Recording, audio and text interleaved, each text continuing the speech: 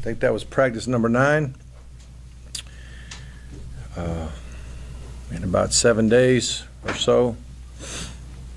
Guys are working extremely hard, and got a lot more stamina than they've had, I think, in the past. It's obvious we had a good off season as far as our guys running and the condition they're in.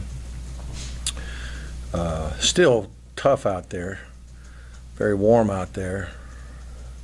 Guys are tired, guys are pushing through some nicks and bruises and things of that nature. So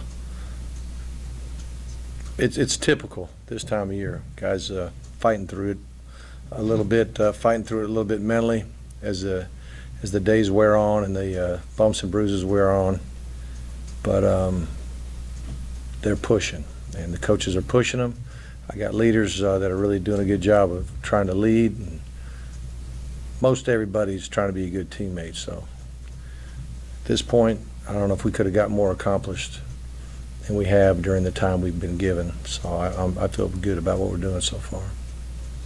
At this point, how close would you say you guys are on settling on, essentially the 44 to 55 guys that you're going to have to go to war with, in the first game?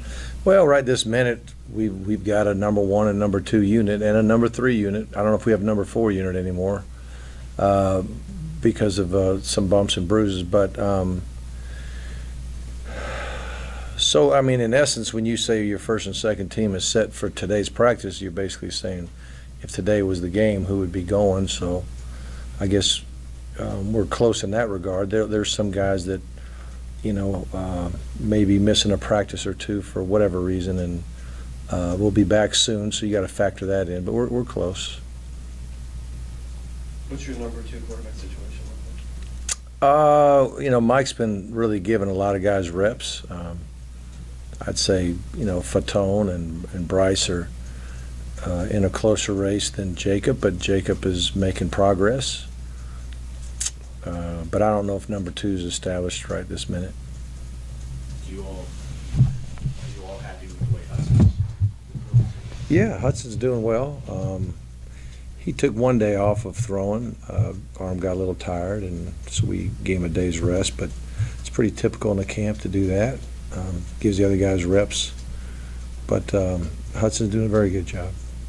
Back to the number 2 quarterback battle again. How much will these scrimmages, where you got one Saturday coming up, how much will you play into that decision? Scrimmages help, and it comes down to when we start installing for Clemson where we think we are, and it might be tight enough where it could be a week-to-week discussion. I'm not sure. I just don't know if I've not sat down and talked to Mike and said, what do you think about that specific thing, but I asked about how each guy does individually, but I haven't said, if you had to choose the number 2 guy today, well, who would it be? So I haven't had that discussion, but I'd have a hard time making that decision right now. Getting back to the scrimmage yourself, what are the things you look for the first time out?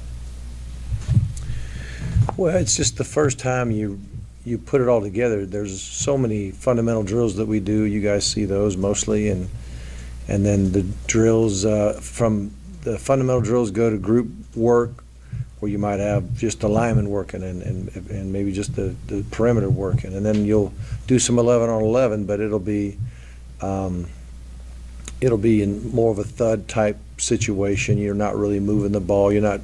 You're giving them different situations, downs and distances and things of that nature. You script them, but it doesn't happen spontaneously like it does in a drive. And we might say this is a 4-play drive, this is a 6-play drive in practice, where when you scrimmage, it may turn out to be a 9-play drive or 11-play drive, or so how do you handle that as a player, and how do you handle live tackling, live blocking? Those are some things we want to see, and it'll give us a better idea where we are. Mark's obviously got some new guys in the secondary who I guess are kind of in the mix. And how do you evaluate players that just got here versus some of the veterans in a situation like that, and still give the new guys an honest look when they don't really have a big grasp? You know what? Our new guys have been getting plenty of looks. Jeremy's done a good job of getting everybody up to speed in a hurry and getting them reps, and I don't think we're gonna have trouble getting a young guy enough looks to decide if he can play or not. That's kind of priority one in the backfield. One of the really intriguing situations for me, at least, is just how you're going to do the whole tight end H-back situation. Given that, Jay's in some days and out the others, not sure what the situation is with Jordan Davis. Quavon is obviously a very different kind of athlete you have out there, and I guess you have the option of going away from that altogether, in terms of your personnel sense. Right. What do you see in there? Well, I would think hopefully by the time we get to the game, we'll have the ability to play all of our tight end sets, and Quavon has become a legitimate tight end. He's not just a fullback trying to be a tight end. To me, he's really become a tight end who can still play fullback, and so that's really an advantage for him. But we always practice personnel groupings that, in case there's some kind of catastrophe at the tight end position, that we could function without tight ends. 3 receiver, 2 back sets, 4 receiver, 1 back sets. We'll always have in our arsenal just in case we need to lean on that more heavily. But we anticipate having tight ends in our games. Do you see the offensive line kind of sorting itself out more in terms of like his Kublano?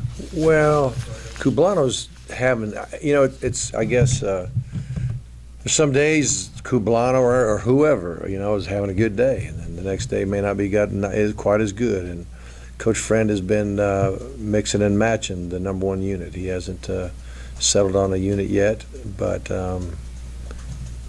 they, the first and second line are functioning pretty good. I mean, we're able to run our plays and protect, and not obviously there's some plays the defense whips us, and some plays the offense whips the defense, but we're definitely not settled yet on that line. Is that because of the move?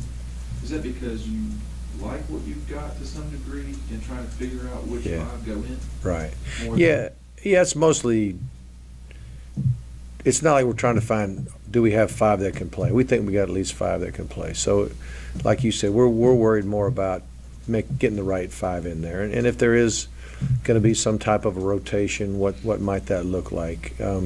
You also like to cross-train your guards and tackles on a certain side. You'd like for your left tackle to know what the left guard does, and because they, in case you have injury, you might have to move a guy in or move a guy out, and if he knows what the man's doing next to him, then it's just an easier transition to do that. So we've done a little bit of that as well. And we got some bodies that are kind of tweeners. I mean, Colton could be a guard or a tackle. Watts could be a guard or a tackle.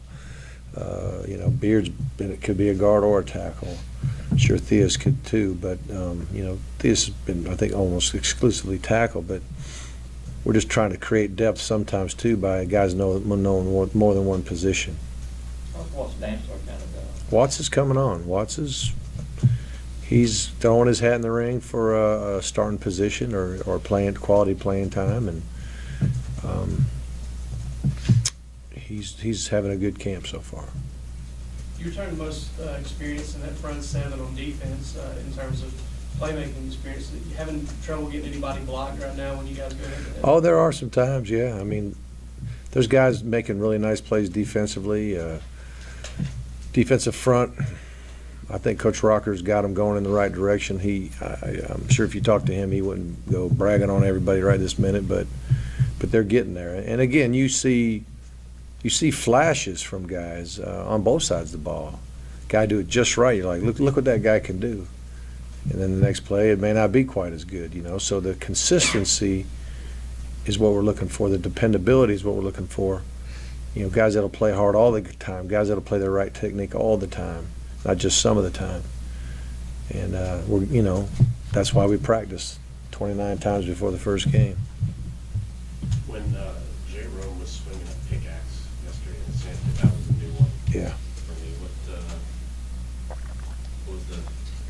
Well, if a guy can't run, you got to burn calories somehow, and you got to exert somehow. And Joe T thought that would be a good idea. Y'all had a pickaxe handy? Yeah, we had a pickaxe. You know, thought we'd dig a hole and then cover it up and dig another hole. Can you, is Jordan Davis around? What's his situation? He's day to day. Day to day from an injury standpoint? Mm-hmm. Anybody else? Have a wonderful day.